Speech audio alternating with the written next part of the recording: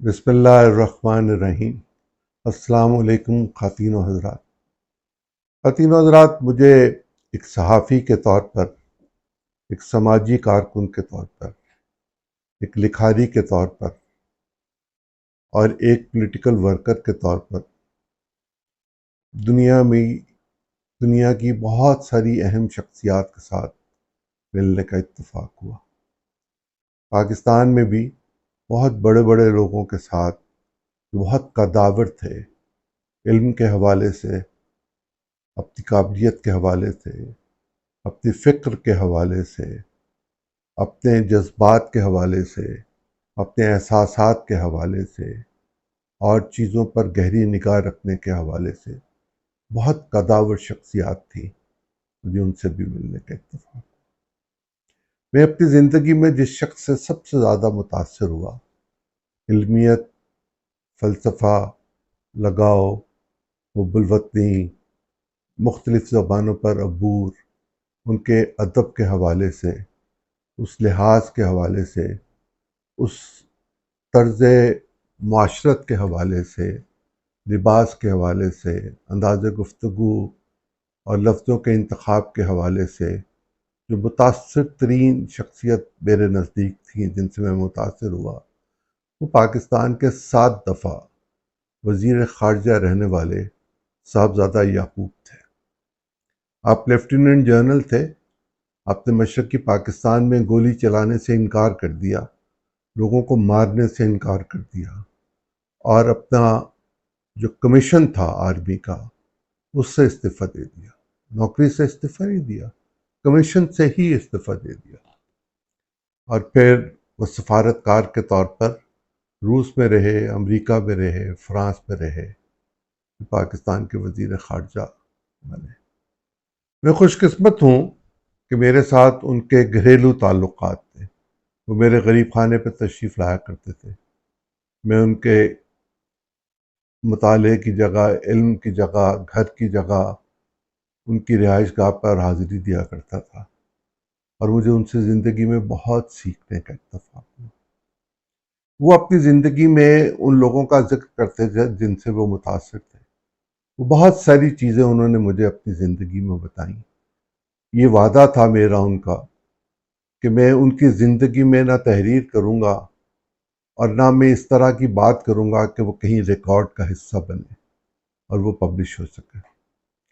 لیکن اس بات کی مجھے اجازت تھی کہ میں ان کے دنیا سے چلے جانے کے بعد ان میں سے کچھ چیزوں پر اپنی رائے بھی دے سکوں اور ان واقعات کو بھی بیان کر سکوں جس کا وہ میرے سامنے اظہار کیا کرتے تھے۔ مجھے بہت اچھی طرح یاد ہے کہ جب کبھی وہ میرے ہاں تشریف لاتے تھے اور مختلف اصحاب بھی موجود ہوتے تھے، سوال جواب کی نشست ہوتی تھی، گفتگو ہوتی تھی، تو اس گفتگو کو وہ اطمینان سے سنا کرتے تھے، سگار پیا کرتے تھے، مکمل انگریز لباس پہنتے تھے، سوٹ پہنتے تھے، ٹائی لگاتے تھے، اور اپنے لباس کے حوالے سے اور اپنے قد کاٹ کے حوالے سے وہ ایک مکمل انگریز معلوم ہوا کرتے تھے۔ لیکن اردو انہیں کس قدر آتی تھی، وہ کس قدر جانتے تھے اور کتنا غالب پہ ان کو عبور تھا، یہ شاید لوگوں کے لیے حیران کن بات ہوگی کہ غالب ان کے عزیز تھے، رشتے میں نانا لگتے تھے۔ میں نے انہیں قاضی حسین احمد کے ساتھ فارسی بولتے دیکھا، میں نے انہیں عربی بولتے دیکھا، میں نے انہیں انگریزی تو بہت دفعہ سنی، میں نے انہیں فرینچ بولتے دیکھا، وہ رشین زبان میں بھی گفتگو کر لیتے تھے، وہ دنیا کی 7 بڑی زبانوں میں گفتگو کی مہارت رکھتے تھے۔ اور مجھے بہت اچھی طرح یاد ہے کہ ایک دفعہ انہوں نے مجھ سے یہ فرمائش کی کہ میں فارسی میں اور فرانسیسی میں ترجمہ کیا ہوا قرآن ان کی خدمت میں پیش کروں۔ وہ صاحب علم تو تھے، اور کس طرح وہ قرآن کی انٹرپریٹیشن کرتے تھے، کیسے وہ صوفیزم کی بات کرتے تھے۔ یہاں میری کتابوں میں ایک کتاب ہے، صوفیزم اینڈ تاؤزم، انہوں نے مجھے دی، اور کس طرح وہ ان حوالوں سے گفتگو کیا کرتے تھے، عقل دنگ رہ جاتی۔ علم کی انتہا تھی۔ مجھے اپنی زندگی میں اتنے پڑھے لکھے پاکستانی سے ملنے کا اتفاق نہیں ہوا۔ جن لوگوں کی وہ تعریف کرتے تھے علم کے حوالے سے، ان میں ہینری کیسنجر جو امریکہ کے وزیر خارجہ تھے، اور جنہوں نے ذوالفقار علی بھٹو کو یہ کہا تھا کہ ہم تمہیں مثال بنا دیں گے، اور بنا بھی دیا۔ اور دوسری شخصیت وائی کے گجرال کی تعریف کرتے تھے، انڈیا کے فارن منسٹر بھی رہے، پرائم منسٹر بھی رہے۔ کبھی کبھی جسونت سنگھ کے بارے میں بھی ان کی علمیت کے حوالے سے یہ گفتگو کیا کرتے تھے۔ بے شمار واقعات انہوں نے مجھے اپنی زندگی کے بتائے۔ میں کبھی کبھی کچھ چیزیں تحریر کر لیا کرتا تھا ایک امانت کے طور پر۔ ایک واقعہ جو انہوں نے مجھے بتایا تھا، میں آج آپ کے سامنے رکھنا چاہتا ہوں۔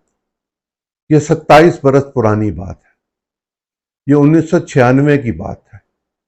وہ مجھے بتایا کرتے تھے کہ میں جب غیر ملکیوں سے ملتا ہوں یا ملک سے باہر جاتا ہوں تو واپس آ کے میں ایک رپورٹ لکھتا ہوں، اور وہ رپورٹ میں پاکستان کے آرمی چیف اور فارن آفس کو بھیج دیتا ہوں۔ وہ اقوام متحدہ کے سیکرٹری جنرل کے نمائندہ خصوصی بھی تھے کچھ کاموں میں۔ انہیں ٹریولنگ کے لیے کوئی دقت نہیں ہوتی تھی، ویسے بھی وہ دنیا بھر میں جانے پہچانے جاتے تھے، اور وہ ہر سال ایک دفعہ امریکہ ضرور جایا کرتے تھے۔ آغا خان یونیورسٹی کے وہ بورڈ آف گورنر کے شاید چیئرمین بھی رہے یا اس کے رکن رہے، لیکن ان کی علم کے حوالے سے آغا خان یونیورسٹی کے ساتھ ایک خاص دلچسپی تھی۔ سر آغا خان کے ساتھ بھی تھی۔ لوہارو خاندان تھا انڈیا کا جس کے وہ چشم و چراغ تھے، اور قائد اعظم کے ابتدائی گارڈز جو تھے ان میں سے وہ ایک تھے۔ یہ اس وقت برٹش آرمی کا حصہ تھے۔ جب پاکستان بنا تو انہوں نے پاکستان آنا پسند کیا، اور پھر اللہ نے ان کو کہاں پہنچایا۔ اور جس شخص نے اپنی جوانی میں قائد اعظم کو بہت قریب سے دیکھا ہو، قائد اعظم بھی تو بڑی زبردست قسم کی متاثر کن شخصیت تھے، اس کے گہرے نقوش تھے ان پر قائد اعظم کی شخصیت کے۔ ان کی وضاقتہ میں بھی وہ بات پائی جاتی تھی، عادات پہ بھی وہ ویسے ہی تھے، بہت ساری چیزیں ویسے ہی تھیں۔ اور قائد اعظم کا ذکر کرتے ہوئے وہ ادب سے بات کیا کرتے تھے، نہایت ادب کے ساتھ بات کیا کرتے تھے۔ اے کاش کہ ایسا ہوتا کہ ان کے خلاف سازش نہ ہوتی اور وہ پاکستان کے آرمی چیف بن جاتے تو شاید پاکستان کے دو ٹکڑے بھی نہ ہوتے۔ وہ بات جو میں آپ کو بتانا چاہتا ہوں جو انہوں نے مجھے 27 برس پہلے بتائی تھی۔ انہوں نے کہا میں جب کبھی امریکہ جاتا ہوں تو میں ہینری کیسنجر سے ملتا ہوں، اور وہ میرے لیے ایک کھانے کا اہتمام کرتے ہیں۔ وہ لوگ جو امریکہ وغیرہ جاتے ہوں انہیں اس بات کا احساس ہوگا کہ وہاں کا کوئی شخص آپ کے لیے کھانے کا اپنے گھر پر اہتمام کرے تو اٹ مینس سم تھنگ، اور ان کے لیے ایسا ہوتا۔ 96 میں غالباً جولائی یا اگست کی بات ہے، انہوں نے مجھے آ کے یہ کہا کہ اس دفعہ جب میں امریکہ پہنچا اور میں نے ہینری کیسنجر کو بتایا کہ میں آ گیا ہوں، تو انہوں نے مجھے کہا کہ ہم کل کھانے پہ اکٹھے ہوں گے، لیکن اس دفعہ میرے پاس ایک مہمان بھی ہیں جو انگلینڈ سے تشریف لائے ہیں۔ تو کہنے لگے، میں نے ان سے کہا کہ مجھے آپ کے مہمان کے آنے پر کوئی اعتراض نہیں، مجھے کیا اعتراض ہوگا، آپ کا گھر ہے، آپ کا مہمان ہے، میرے لیے وہ باعث عزت ہے۔ جب میں وہاں پہنچا تو انہوں نے جن صاحب سے مجھے انٹروڈیوس کروایا وہ تھے sir James Goldsmith, Jemima Goldsmith کے والد محترم۔ انہوں نے کہا یہ لندن سے آئے ہیں آپ سے ملنے کے لیے خاص طور پر۔ کہنے لگے میں نے ان سے کہا کہ میں نے لندن تو جانا ہی تھا، میں لندن ان سے میں جب جاتا وہاں مل لیتے۔ انہوں نے کہا نہیں، یہ بات میری موجودگی میں وہ کرنا چاہتے ہیں۔ اب میں اس بات کی طرف آتا ہوں کہ وہ کیا بات تھی۔ بقول صاحبزادہ یعقوب کے کہ سر جیمز گولڈ سمتھ نے مجھے کہا یہ بات آپ کے علم میں ہوگی کہ عمران خان میرے داماد ہیں، اور میرے پاس یہ اطلاع ہے کہ عمران خان کو قتل کر دیا جائے گا 96 میں، 1996 میں۔ اور میں یہ چاہتا ہوں اور ہم یہ چاہتے ہیں کہ وہ پاکستان کا پرائم منسٹر بنے، اور آپ سے میری یہ ریکویسٹ ہے کہ آپ اپنے شاگرد سے کہیں کہ وہ اس کی حفاظت کا بندوبست کرتے۔ جو عمران خان صاحب 27 برس سے اسٹیبلشمنٹ کو جاننے کی بات کرتے ہیں، ذرا اس کی کڑیاں اس سے ملا کے دیکھیے گا تو چیزیں آپ کو واضح طور پر نظر آ جائیں گی۔ اور اگر کوئی شبہ رہے تو کمنٹ میں لکھ دیجیے گا، میں اس کی مزید تفصیل آپ کے ساتھ شیئر کر لوں گا۔ میں نے اپنے چند دوست احباب کے ساتھ یہ بات شیئر کی. ایک بہت پاکستان کی بااثر شخصیت سے چند سال پہلے صاحبزادہ کی وفات کے بعد ان سے بات کی تھی. میرا یقین ہے کہ انہوں نے یہ بات مولانا فضل الرحمان صاحب کو بتائی تھی، اور مولانا فضل الرحمان نے جو بات کہی تھی اس بات کا منبع میری کہی ہوئی بات تھی. مجھے اس کا پوری طرح یقین ہے. گو میں مولانا سے مل بھی سکتا ہوں، مل بھی لیتا ہوں، میں ان سے پوچھ بھی سکتا ہوں، لیکن اس کی مجھے ضرورت نہیں ہے، اس لیے کہ یہ بات صاحبزادہ نے صرف مجھے بتائی تھی، اور میں نے جن صاحب کو بتائی مولانا ان کے پاس اکثر آتے جاتے رہتے ہیں. ان کے درمیان اچھے خوشگوار تعلقات. کہنے لگے میں نے ان سے کہا کہ میں تو ریٹائرڈ آدمی ہوں، میں کیا کر سکتا ہوں. انہوں نے کہا کہ نہیں، اگر آپ اپنے شاگرد کو کہہ دیں گے تو وہ اس کا اہتمام کر سکے گا. تو کہنے لگے یہ زیادہ بہتر تھا. میں نے ان سے کہا کہ آپ اس کے لیے کوئی اور ذریعہ تلاش کر لیتے ہیں. تو انہوں نے اصرار کیا.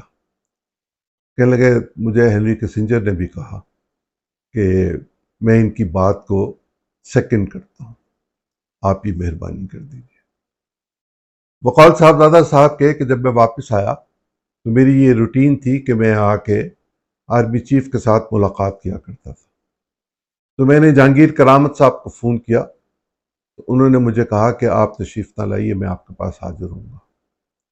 اور جہانگیر کرامت پھر ان کے گھر تشریف لائے جو انہوں نے مجھے بتایا، اور انہوں نے کہا کہ میں نے ان کو یہ بات بتا دی، اور باقی جو بات میری ادروائز ہوئی ہوئی تھی اسٹیٹ ٹو اسٹیٹ کے حوالے سے، یا پاکستان امریکہ تعلقات کے حوالے سے، یا ہنری کسنجر کے پرسیپشنز کے حوالے سے، وہ بات بھی میں نے جہانگیر کرامت صاحب کے ساتھ شیئر کی.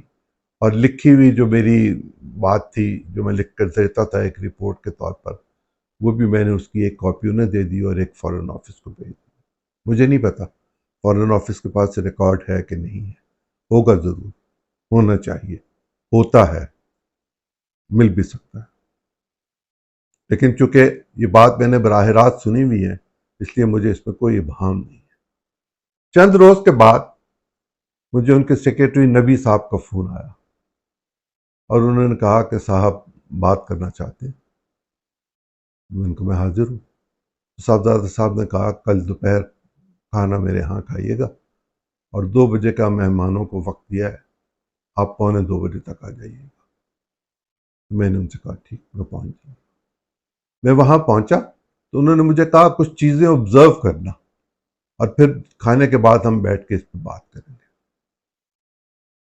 میں نے جو چیز آبزرو کی وہ یہ تھی کہ کپتان کے پیچھے ایک صاحب مستقل کھڑے رہے ڈرائنگ روم میں، اور سائے کی طرح ان کے ساتھ ساتھ تھے.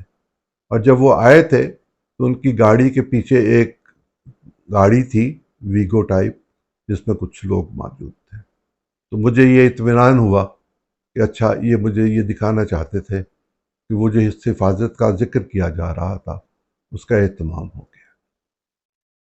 مجھے نہیں پتا کہ چیزیں کیسے بدلیں، کیا ہوئیں، کہاں ہوئیں، کیسے کیا، کتنے کیسے کیا کیا کیوں کیا.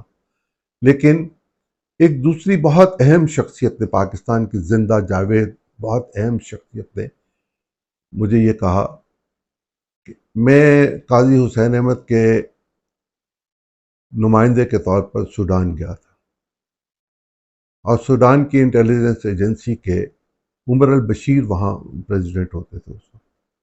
ان صاحب نے مجھے یہ کہا کہ ہم نے ایک پاکستان میں ایک صاحب سے بات کی کہ آپ قاضی حسین احمد کی مدد کیوں نہیں کرتے، اور یہ بات وہ 91 کی بتا رہے ہیں. انہوں نے کہا کہ فاتح جلال آباد کا کہنا یہ ہے کہ ہم عمران خان کو برسر اقتدار لانا چاہتے ہیں.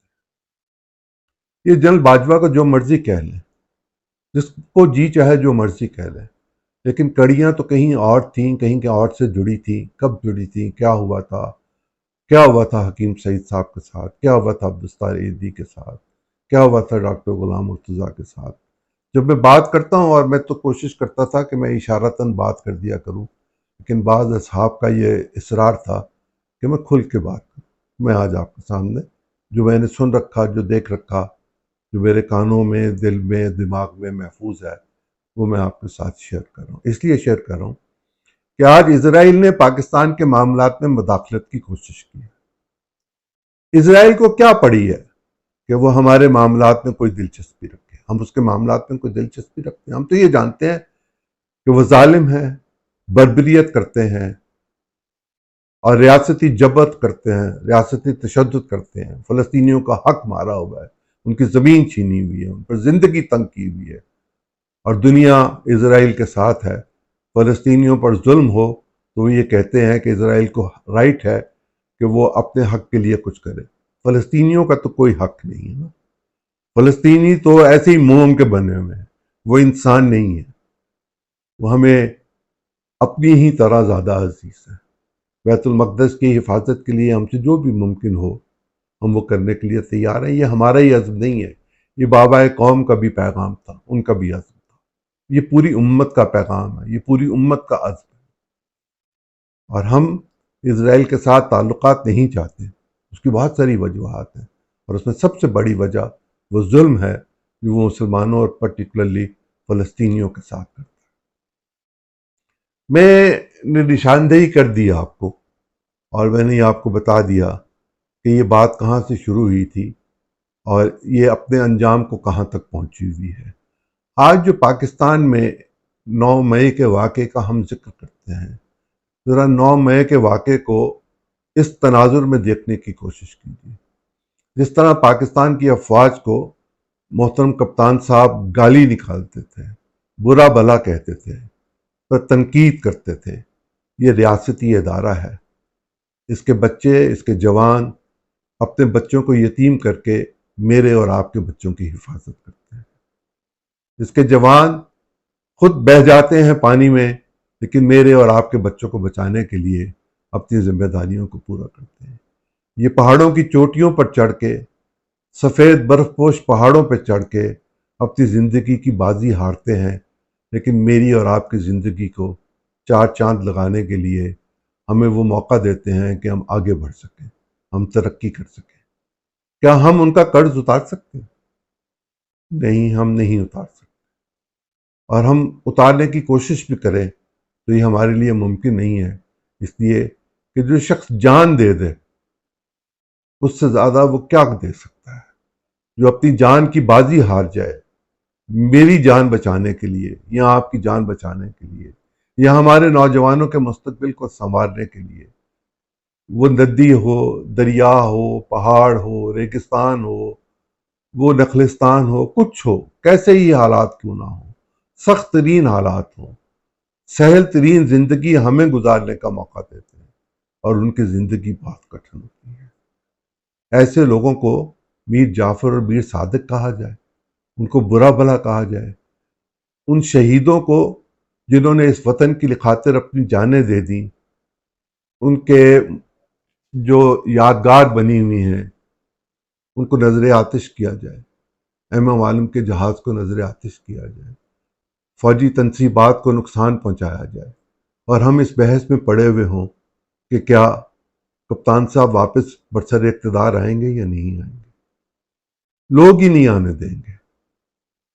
پاکستان کے لوگوں کو جوں جوں چیزوں کا پتہ چلے گا، ایک اور طرح کی لہر ان کے اندر اٹھے گی۔ میں نے جو کچھ آپ کے سامنے رکھا یہ بہت مختصر ہے، لیکن آپ اس پہ غور کیجئے گا۔ میں ان کو یہودی ہونے کا، ایجنٹ ہونے کا کوئی الزام ان پہ نہیں لگانا چاہتا، لیکن میں نے جو اس بات کی نشاندہی آپ کے سامنے کی، یہ بات کہیں نہ کہیں ریکارڈ پر موجود ہوگی، اور کچھ لوگ اس کو جانتے بھی ہوں گے۔ جہانگیر کرامت صاحب زندہ ہیں، اللہ ان کو زندگی دے، اور اس زمانے کے اور لوگ بھی زندہ ہیں، اور فارن آفس تو زندہ ہی رہے گا، بہت ساری چیزیں وہاں سے ہمیں مل سکتی ہیں۔ میں نے ایسی شخصیت جس کے حوالے سے آپ سے گزارش کی کہ وہ انتہائی متاثر کن تھے، انہیں مجھ سے کوئی جھوٹ بولنے کی ضرورت نہیں تھی، اور جو کچھ انہوں نے مجھے بتایا میں نے اس میں سے بہت تھوڑا آپ کے سامنے رکھا۔ میرے اس تھوڑے کہے کو زیادہ جانیے گا، اپنے اور اپنے وطن کی خاطر ایک دفعہ ضرور سوچیے گا کہ ہم جانے کس ڈگر پر چل پڑے ہوئے ہیں۔ اگر یہ وطن نہیں ہوگا تو کیا ہم انڈیا کے مسلمانوں کی طرح زندگی گزاریں گے یا فلسطینیوں کی طرح زندگی گزاریں گے؟ یہ ہمارے لیے لمحہ فکریہ ہے۔